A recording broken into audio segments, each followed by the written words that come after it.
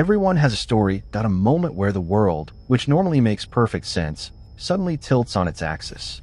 A moment where the rules we live by just vanish, replaced by cold, creeping dread that you can't explain. The stories you're about to hear are from people who had that moment. They're accounts of things that shouldn't be, but are. Stories that, once you've heard them, have a way of resurfacing in your mind, especially when you're lying in the dark trying to fall asleep. These are 4 true horror stories that will keep you awake. My name is Sarah, and this happened about 5 years ago when I was driving home from a late shift at the diner I worked at. It was one of those shifts that just drains you. You know, my feet ached, my eyes were heavy, and all I wanted was to collapse into my bed. It was past 2 a.m., and the roads were completely deserted. Just me, my beat-up old sedan, and the long dark stretch of highway that cut through the state forest. It's a route I'd driven 100 times, but that night it felt different. The trees on either side of the road seemed to press in closer, like dark, silent watchers. My headlights only pierced so far into the gloom, and beyond that was just nothingness. About halfway through the forest, I got this feeling. You know the one. The prickle on the back of your neck. The sense that you're not alone. I shook my head, blaming it on exhaustion and the creepy stories my coworker had been telling me earlier.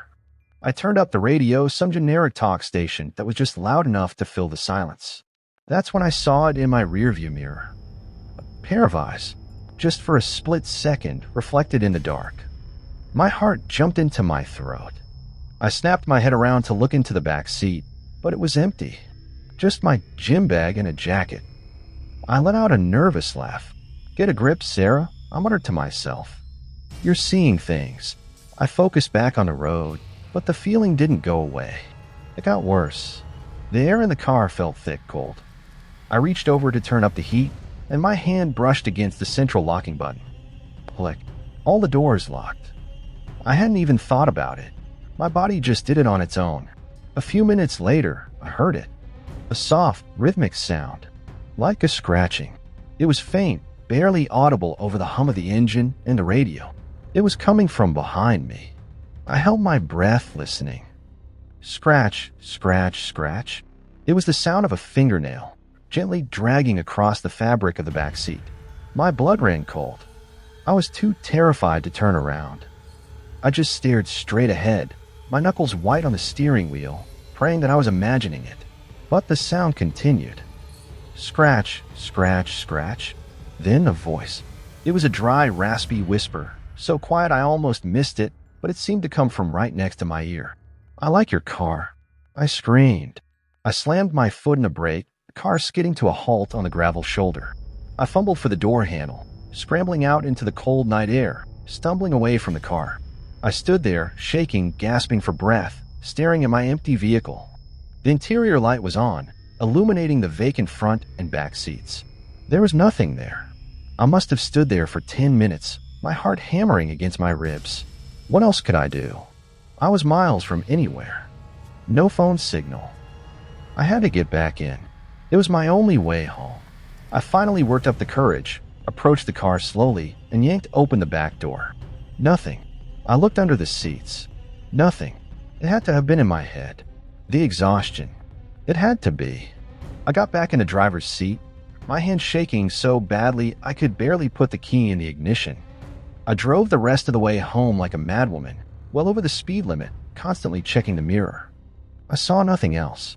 I pulled into my driveway, finally feeling a wave of relief. I turned off the engine and reached for my gym bag in the back. As I pulled it towards me, something fluttered out from underneath it and landed on the floor mat. It was a small Polaroid photograph, old and faded. I picked it up with trembling fingers. The photo was of a man I'd never seen before. He had dark, hollow eyes and a thin, cruel smile. He was sitting in the back seat of a car. My car. And he was staring directly into the camera. Scrawled on the white border at the bottom of the photo, in messy, hurried handwriting, were 2 words, "Drive safe." Narrator: Sarah sold the car the very next week for a massive loss. She says she still sometimes wakes up in the middle of the night, convinced she can hear the faint sound of scratching coming from the hallway. This next story comes from a man named Mark, who was visiting his grandfather's old, isolated farmhouse out in the country. His grandfather had passed away, and the family was sorting through his belongings. The house was miles from the nearest neighbor, surrounded by vast, empty fields that seemed to go on forever. The first night was quiet, almost peaceful. But on the second night, as Mark was trying to fall asleep in the musty old guest room, he heard a sound that made his skin crawl.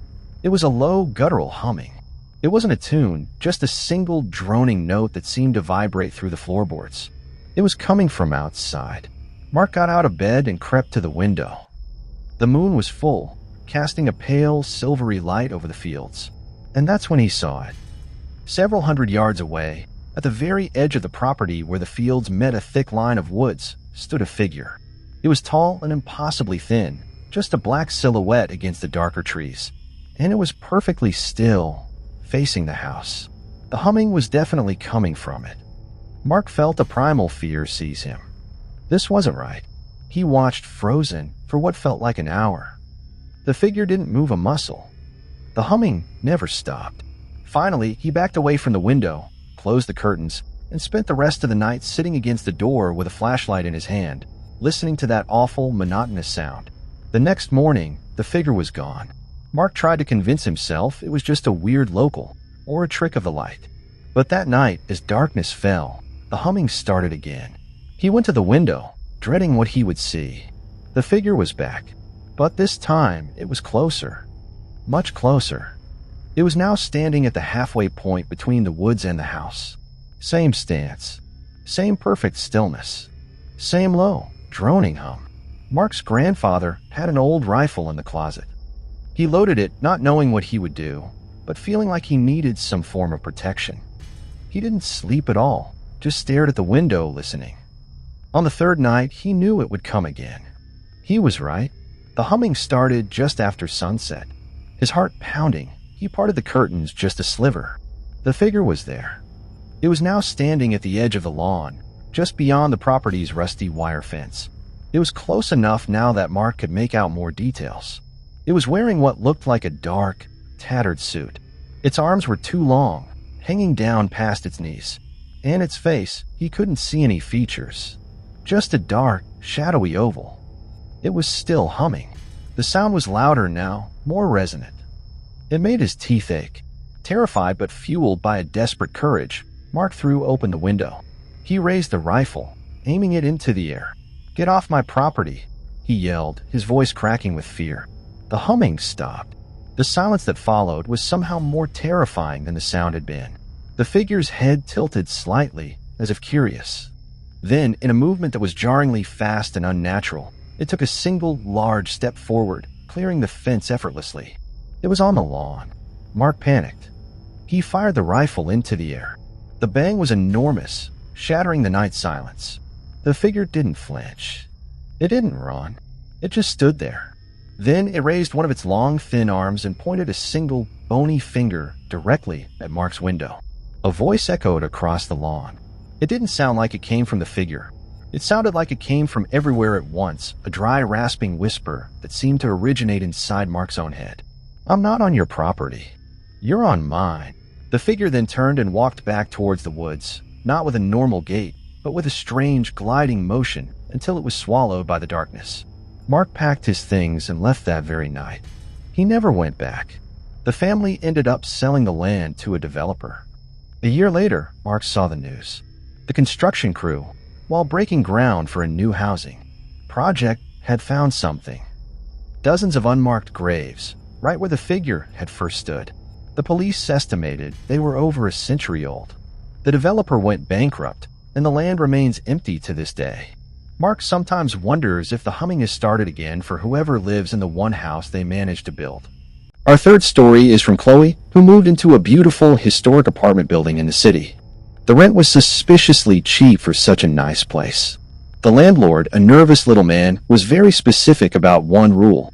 The door to the basement in the building's lobby was to remain locked at all times. Tenants were never, under any circumstances, to go down there. He said it was for insurance reasons, that the stairs were unstable. Chloe didn't think much of it.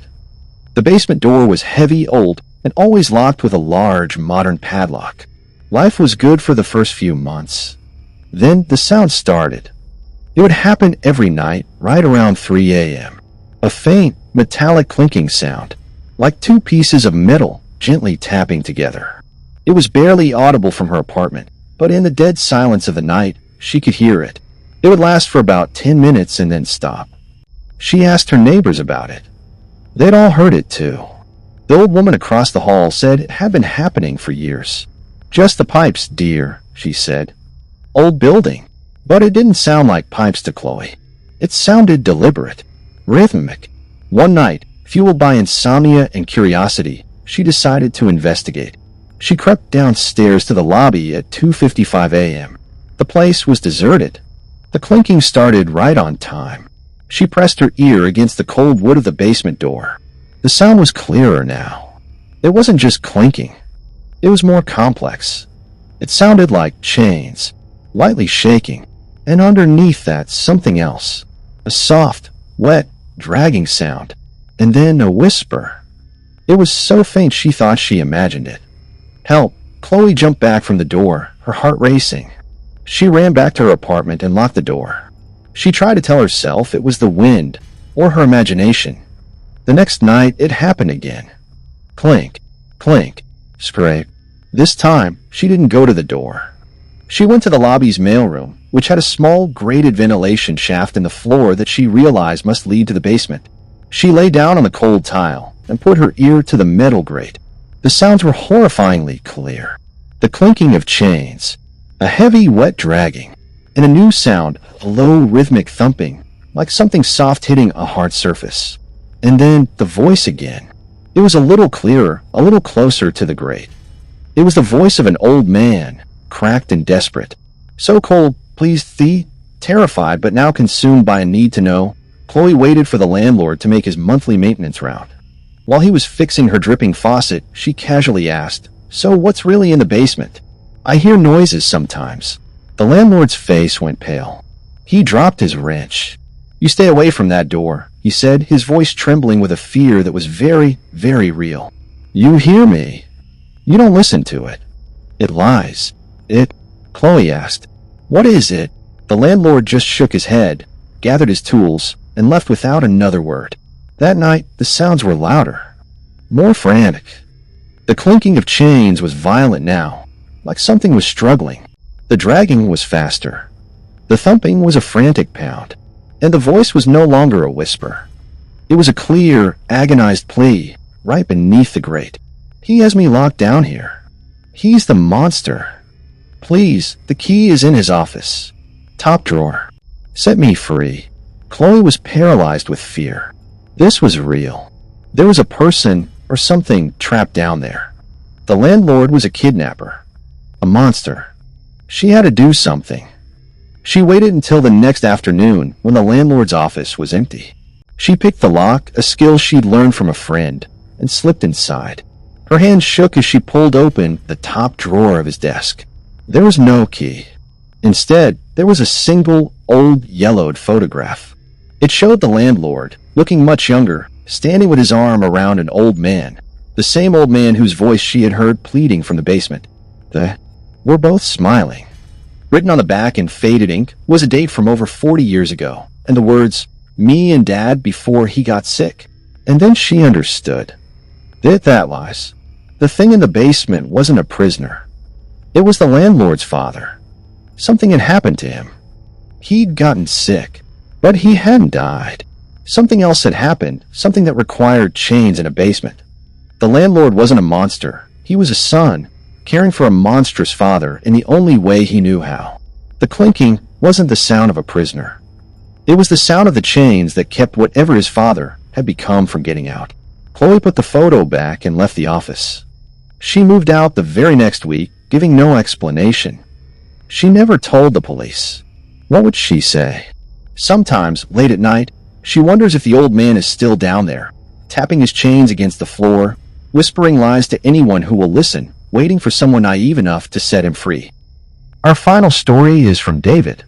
This was before everyone had smartphones. David was a teenager, home alone for the weekend while his parents were away. He was enjoying the freedom, playing video games late into the night. Around 1 a.m., the house phone rang. It was an old cordless phone, and he ran to grab it, thinking it might be his friend's. "Hello." There was nothing but static on the other end. Harsh, white noise. "Hello," he said again, annoyed. Then a voice broke through the static. It was a young girl, and she was crying. She sounded terrified. "Hello? Is someone there? Please, you have to help me." David's annoyance turned to concern. "Yeah, I'm here. What's wrong?" "Who is this?" "My name is Emily," the girl sobbed. "I'm scared. He's in the house. I think he's still in the house." "Who's in the house?" David asked, now fully alert. "Emily, where are you? Do you need me to call the police?" "No. No police," she whispered urgently. "He'll hear you. He'll hear everything. He's listening. I'm hiding in a closet upstairs. I heard him break in. I heard him hurting my mom." David's blood ran cold. This was a real emergency. Okay, just stay quiet. Tell me your address. I'll get help, I promise." "I live at 1428 Elm Street," she whispered. "Please hurry." 1428 Elm Street. That was just 3 blocks away from David's own house. He knew the street well. "I'm calling the police right now, Emily. Just stay on the line, okay?" Stay hidden. David, with his heart hammering against his ribs, used his other hand to pick up his own cell phone to dial 911. But as he did, he heard something strange on the house phone. Over Emily's soft crying, he heard a faint, familiar sound. A jingle. The theme song from the cartoon he'd been watching earlier. It was playing in the background of her call. That was impossible. How could she be hearing his TV? "Emily," he said, his voice shaky. "What was that sound?" "What sound?" she sniffled. "That a cartoon music." "Oh," she said, her voice suddenly changing. The fear was gone, replaced by a flat, monotone curiosity. "That's just my TV. It's down the hall." A cold dread washed over David. He muted the TV remote. The house fell silent. He spoke into the phone again. "Emily, is it still on?" "Yes," she said. "It's still on." David's blood turned to ice. The jingle wasn't coming from her house. It was coming from down the hall, from his parents' bedroom. The girl's voice was no longer a whisper. It was clear, and it was close. It didn't sound like it was coming from the phone receiver anymore. It sounded like it was coming from just outside his bedroom door. "He's not in my house, David," the voice said softly. "He's in yours." The line went dead. David sat frozen in terror, listening. The house was silent. Then he heard it. The faintest creak of a floorboard in the hallway. He hadn't called the police. He hadn't called for help. He had been on the phone with the intruder the entire time. And now it knew exactly where he was.